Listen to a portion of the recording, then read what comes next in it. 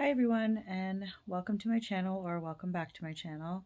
Today I wanted to talk about attachments, so things that we kind of hold on to. I'm going to use a relationship as my main focus because I feel like most of us kind of focus on like love, and I think it's just a good example. So what do I mean by attachment? I mean like you're holding on to something that you really wanted, or an outcome that you wanted. So say if you wanted to be married or have kids, or you just thought that you were going to be with somebody like for the rest of your life, right? And you were kind of attached to that dream. I don't know if I said this, but I'm talking about kind of like how to release it or how to get over it. I think I mentioned that, but I don't remember. Anyways, so um I mean, the first thing that I think is important, especially when we are trying to release something that we were extremely invested in, is feeling the sorrow or the grief or going through the pain or the anger, um, or crying or whatever it is that helps you to get through that. Like instead of just like hopping on to another relationship or usually I feel like people just hop from relationship to relationship to relationship without processing anything that they just went through. Like, what were the lessons that I learned? Why did this turn out this way? Or most of the time, I feel like it's the lessons that we had to learn that um, we weren't aware of at the time. And then, I mean, at the time when, the split happens, I feel like. Uh, we're not really thinking about that because we're just grieving the process, and it's very, very, very important. I feel like for us to do that. So, I mean, for myself, I went through a lot of anger, a lot of grief and pain and all those kind of things, but it was really cleansing and it was really helpful. I know a lot of the times, and I mean, it's different if you do suffer with depression, anxiety, and all that kind of stuff. And I do, recommend that you go to a professional. I'm not a professional. I'm just merely speaking from my own life experience and my own life lessons, trying to help, people to realize like you're not alone and this is what I learned. And if it helps you, great. But, feeling that grief and that pain, letting yourself cry, letting yourself be angry, as long as like you're not doing things that are destructive. I mean, feeling pain and feeling all of those things, they are really cleansing for the soul. You have to get them out.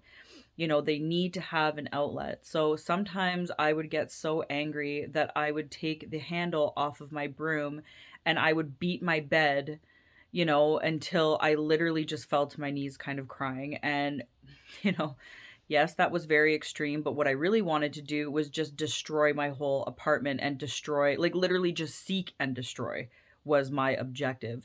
But obviously that is not helpful. And that is not going to, that impulse to do that is not going to be helpful for me or for anybody else involved. So I would do things like that. I would pray a lot.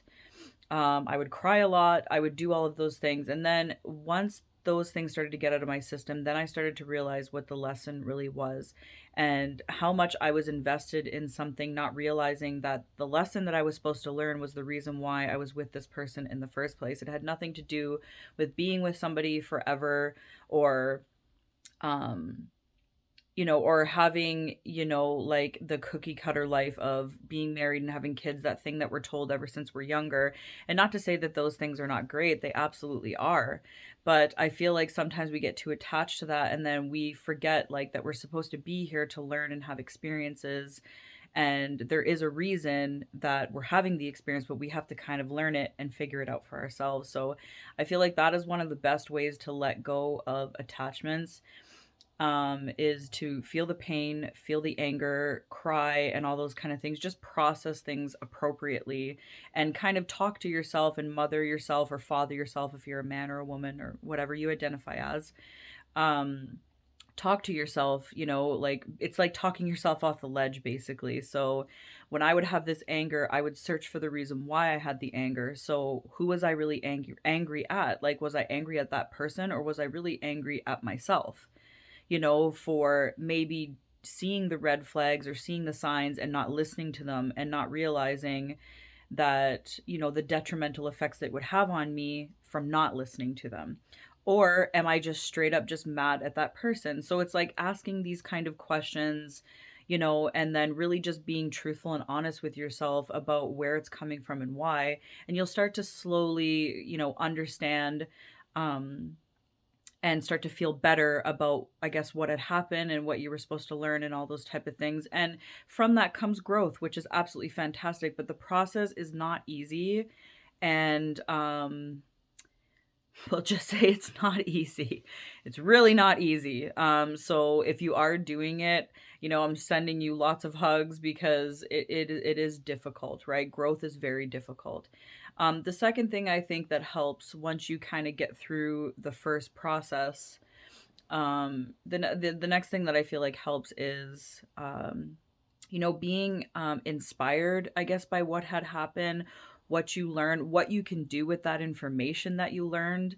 Um, whether it is, something creative or just whatever you can think of.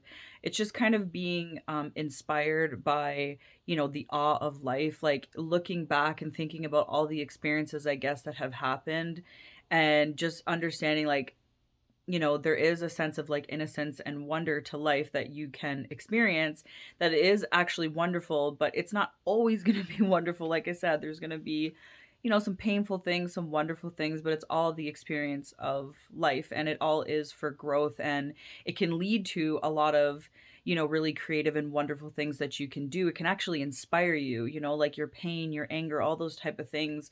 You can really create something wonderful from that. So it's just being inspired, I guess, by the journey, which is another way to let go of the attachment of what you thought was going to be. Um, because there is so many things that we don't know and that we don't understand that can lead to really great possibilities in life, but it is up to us to take that into our own hands and maybe not spiral downward. And like I said, if you do need help or you need someone to talk to, I absolutely encourage you to do so. Um, you don't have to do it alone. Nobody says you have to do it alone, but just like I said, be inspired by life and by lessons and by growth, and just know that no, it's not easy, and we're all just trying to do the best that we can. But afterward, when you process and all those type of things, there's a lot of great things that are waiting on the other side. So I wish you luck, and I hope this helped. Thank you all for watching, and I'll talk to you next time. Bye.